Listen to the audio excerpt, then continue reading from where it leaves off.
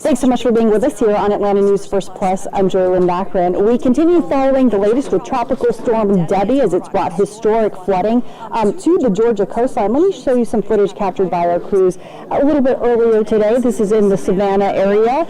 And the positive news here is that some power has since been restored, but again, heavy flooding has been lingering from Tropical Storm Debby in South Georgia. It moved into the southeast, and it's been bringing torrential downpours, flooding after raking Florida with heavy rain and high winds as well. So here in Georgia, in addition to that flooding that you've been seeing, it's also been deadly. In our state, a 19-year-old man was killed in the South Georgia city of Moultrie when a tree fell on his home. Atlanta News First reporter Rebecca Schramm is at the Georgia Emergency Management Headquarters, where the governor just gave a briefing about the storm earlier today.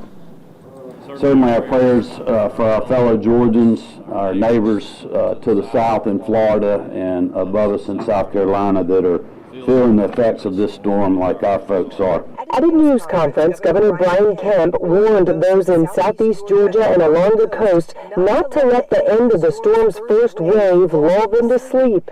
After meeting with the state's meteorologists and other emergency management personnel, Kemp said computer models are showing the heavy rains could come back, potentially in a big way. At this emergency command center in Atlanta, there's a lot of coordinating going on between state leaders and utility partners who are already beginning to tackle the first round of outages. The state's emergency management director, Chris Stallings, says the storm has created just enough downtime to get manpower in position, crews that'll work as long as it's safe to do so. We do have a lot of resources out there, and we are ready to handle whatever's coming. There's a lot of work going on right now to get power back on before this storm potentially circles back and dumps a lot more rain on us.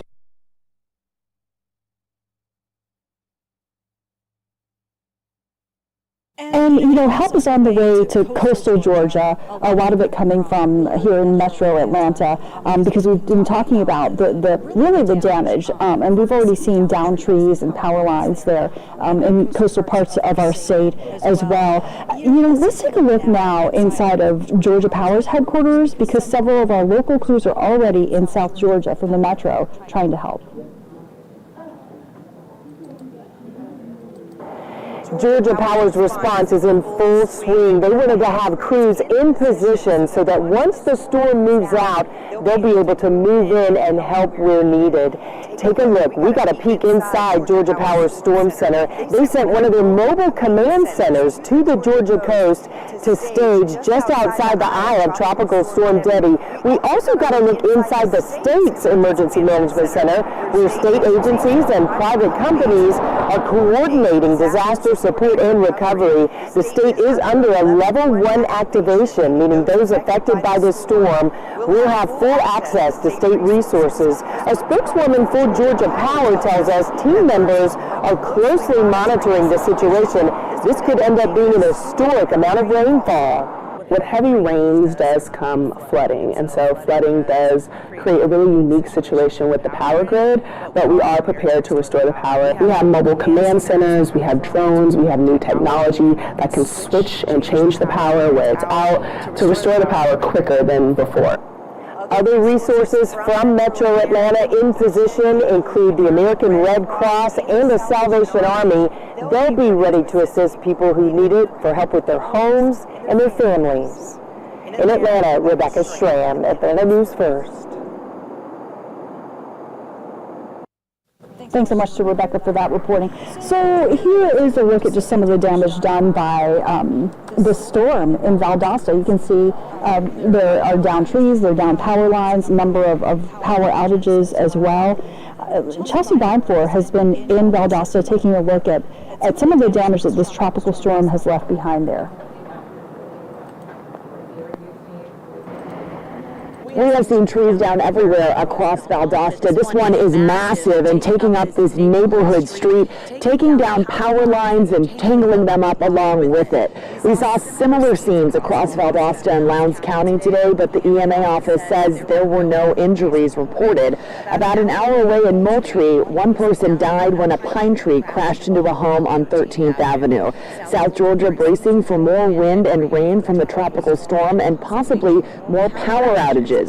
John Yetman says his power went out about 10:30 Monday morning. Power lines are down. We got the guys out, the crews out. God bless them, out trying to get power back to us. So we lost it about 10:30 this morning. Power has been restored to many people, but we know that linemen are going to be continuing to work hard across South Georgia to get power restored to everybody as quickly as possible. Reporting in Valdosta, Chelsea Ryan for Atlanta News First. And our coverage of Debby continues in Charleston, a city that has declared a state of emergency for the amount of flooding that had been predicted there. Atlanta News First Madeline Montgomery is there in downtown Charleston with a look.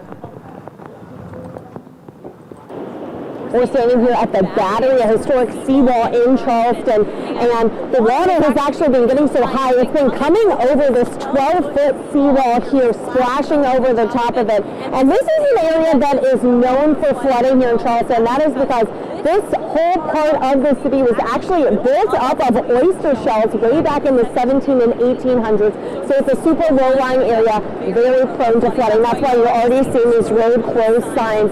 This whole section, the city is just not going to risk it when it comes to cars trying to drive down here once the flooding starts. So they have these signs secured with the sandbags because of the intense wind that is whipping out in this area and because of the water they are expecting. And you can already see water starting to settle down on the ground here. Now, this area is known for the beautiful historical homes that sit out here, and they're just used to the flooding that takes place. So a lot of them already have sandbags surrounding them, and we actually had the chance to speak with a group that was out and about, and they said it was honestly ominous seeing all of the houses and businesses shut down just preparing for the storm. I've never seen anything like this. All the lights of the houses are off, and then you got like sandbags next to the doors. I really feel like I'm like in a Last of Us, like apocalyptic movie type thing. It's actually, that part's kind of freaky, I'm not gonna lie. We will be sticking in Charleston throughout the morning, throughout the day, keeping you updated with what Debby brings.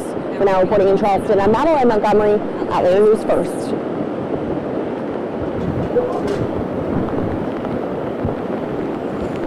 And a lot of strangers during all this have actually been using their own personal resources to help others recover from Debby's wrath. They're called ServCom, and they have trailers with needed equipment lined up, ready to go. Bridget Spencer reports from Kennesaw First Baptist Church.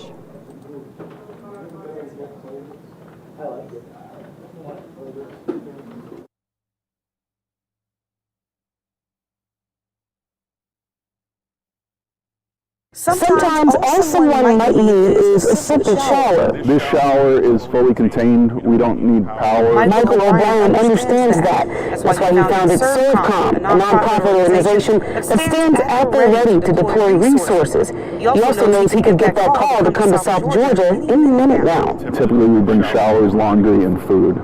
Also, we have the ability to have internet. Tropical Storm Debby is a slow-moving system and is expected to bring torrential rain and flooding in South Georgia. If you think about how long it would take you to walk across your county, that's about how long it's going to take for this storm to move through your county.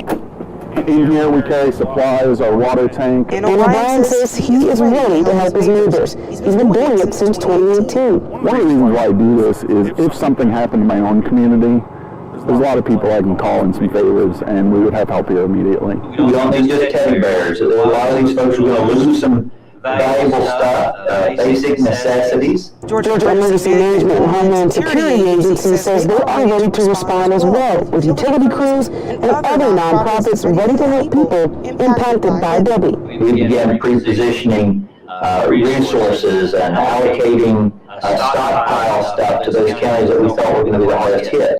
Bridget Spencer, Atlanta News First.